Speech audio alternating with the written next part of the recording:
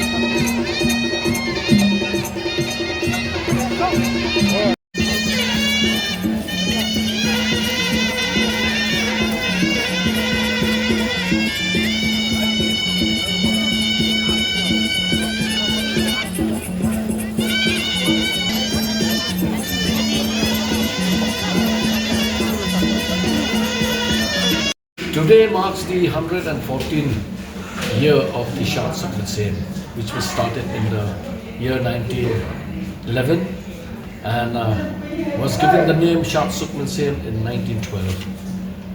You see, this dance was from time immemorial, but somehow it was nearly lost because of many reasons which we won't go into it. But it's only the Seng Khasi which revived it right from 1909, when they had a small gathering of dancers at Mokar. If you're all familiar with that area, there is a place opposite to the Catholic Cathedral. There was a small arena there, and we had about 10 to 15 dancers at the most at that time.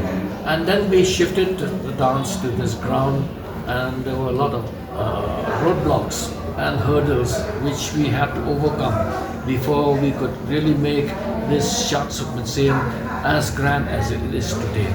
It took a lot of effort, but we're happy that we made our best attempt to preserve and protect the rich cultural heritage of the Khasis. I feel that there are many factors. It's not only the emergence of different religion.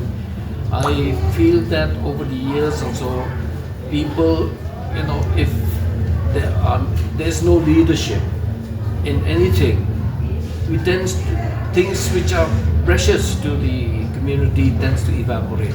It was only when we realized that we need to consolidate ourselves and organize ourselves as the Seng Khasi.